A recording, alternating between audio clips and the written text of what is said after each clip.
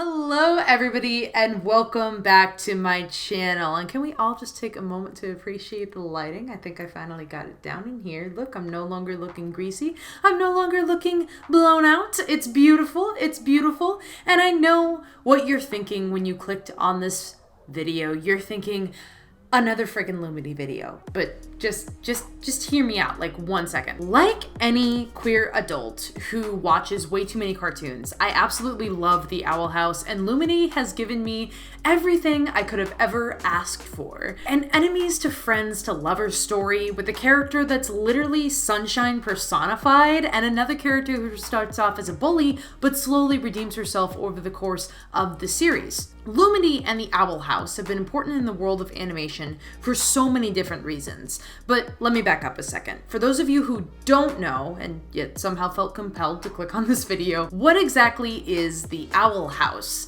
The Owl House is a Disney animation show about a wacky teenage girl named Luce who falls into a magical realm accidentally. She's taken in by Ida, infamously known as the Owl Lady, who is cursed to transform into an owl. An owl monster-y thing. It looks like this. Here it is. In this world, witches are born with a specific organ that allows them essentially to perform magic. So Luce is at first super sad. She's in a fantasy world, something that she's always wanted to be a part of, and she might not even be able to be a witch or be a wizard, which is something that she's always aspired to be. But slowly, as the series progresses, Luce starts to learn more about how magic actually works in this world and starts to uncover some very sinister secrets behind the world as a whole. So it's fantasy, but it's also got a lot of horror elements, which is very cool. It's a very cool show. I strongly recommend it, especially if you were a fan of Gravity Falls. And it's also cool because Luce is the first canonically bisexual character on Disney, and she's also Latina. Lumity is also added to the ever-growing list of canon teen queer couples on animated shows. It's most certainly not the first, to be very clear. It's not the first, not even by a long shot. It's been preceded by Catradora, Benson and Troy on Kipo, Luna Loud and Sam Sharp on Loud House, and of course, I mean, probably some others that I'm forgetting. And okay, well, like, apparently Korra was 21 by the time that we wrapped up The Legend of Korra, but like, you know, whatever. That's still young. And I'm 25, so I get to say that now. Lumity has been a really critical and well-received addition to the world of queer animation. It's nice to see a pairing with a canon bisexual and a canon lesbian, and it's nice for this to have been built into the series. It's a bit of a slow burn at first, but otherwise it's well incorporated. We don't have to wait until the last minute or the series finale to watch the couple become canon. This is why Lumity is so significant for so many fans. But I wanted to talk about why I think that aspect of their relationship is so important. So like I said, most shows have characters who get together at the last minute, and that's fine. Sometimes I like a little suffering, just a little misery. Just ask any one of my exes. Bam! Nailed it! This isn't necessarily unique to queer couples. Starco, for example, can in the last episode. And correct me if I'm wrong, but so were Isabella and Phineas and Ferb. I never really watched Phineas and Ferb, so I can't speak to that for certain, but from what I've read up on the show, it seems like that was the case as well. That largely the relationship was, so to speak, like celebrated or actually finally came together in that series finale. And here's the thing. The trend of characters getting together at the last minute is, okay, it's a little annoying. I mean, it's so consistent in shows, it kind of takes away the sense of excitement that you get when you watch that relationship unfold on the screen.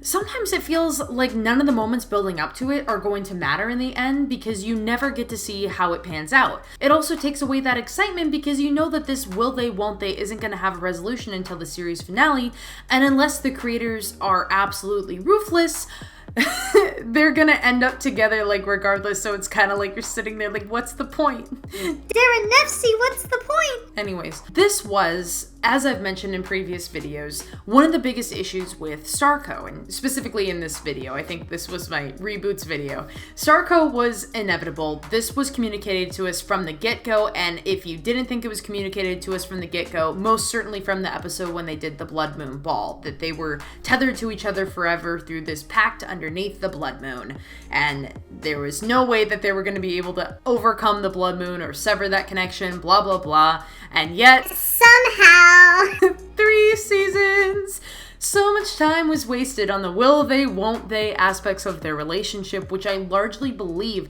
is why the overall writing of the show suffered so much, especially towards the end. In the circumstances where they've had to do this with queer characters, I get that, because those creators have had to seriously fight for that representation and inclusion. Those were the only points when those relationships could have been made canon. So it's not fair to criticize preceding shows, Legend of Korra, like Catradora, all that kind of thing, and be like, these shows are bad because they waited until the last minute. That's not what I'm trying to say here with this video. Like, what I'm trying to say though is what I think a lot of these endgame romances miss out on, which Lumity will not, is the depiction of a healthy teenage dating relationship, which I hate to say it, but we really don't have enough of those. Many teen dramas harbor a lot of toxicity and a lot of infighting, so if you look in the world of live action, you're most certainly not going to find healthy relationships. Isn't that right? Characters from After, whose names I refuse to mention out loud in this video. And in the animated sector, as I've said, everyone gets together at the last minute. The only show that I can think of that doesn't have that issue is Rapunzel's Tangled Adventure. There's no sense in having Finn and Rapunzel start over, so to speak, when there's already existing material that put them together in the first place. What's valuable about the relationship is that since they're already together, we won't waste time on the will they, won't they's. We watch as they approach and work through problems as a couple despite their differences, and it's just as engaging to watch them grow together as a couple as it was to watch them fall in love in their original film. They have a healthy relationship, and depicting healthy teen relationships is super important, especially when you take into consideration that teen dating violence has been on the rise in the past 10 years. In 2021, the CDC reported that nearly 1 in 11 women and 1 in 14 men have reported experiencing physical dating violence within the past year, and a whopping 1 in 8 women and 1 in 26 men experience sexual dating violence. LGBT teens are at an even higher risk of dating violence. The California Partnership to End Domestic Violence reports that 43% reported being victims of physical dating violence compared to 29% of heterosexual youth. I cannot express enough how statistically different that is, and that's with a very small population size. That's not looking at the overall, that's not looking at the overall United States. That's just one organization based out of California and what they found. That's concerning. And I want to point out, by the way, that dating violence isn't just limited to physical or sexual things. It's stalking, it's emotional abuse, putting someone down, being controlling, etc. Another organization reported that a whopping 59% of LGBT youth reported emotional abuse from a dating partner. Kids might not learn healthy dating behaviors in schools because honestly, it's not taught to them. I was a teenager less than 10 years ago, and I most certainly wasn't taught about these things. For me, sex ed and healthy relationship education was literally an abstinence program where they brought in a lady who talked about how much her herpes sucked.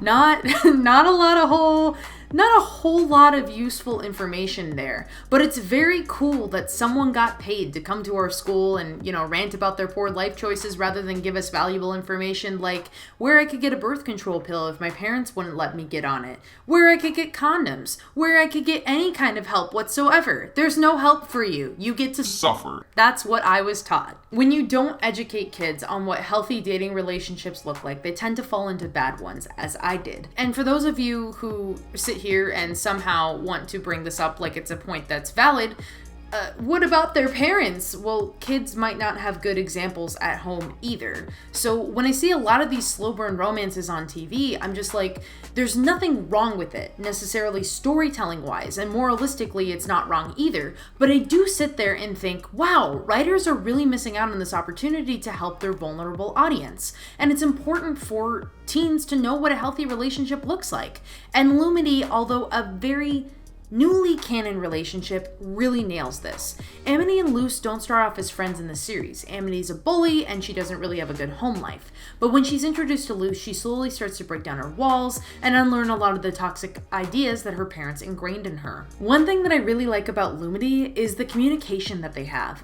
Yes, as teens, they tend to be nervous and dance around their questions, but they do learn to talk to one another. In the episode Lost in the Library, when Luce accidentally reads Amity's diary out loud, Amity gets reasonably upset, but at the end of the episode, they're able to reconcile and talk through what happened and come to this understanding that maybe they aren't as bad as the other thinks.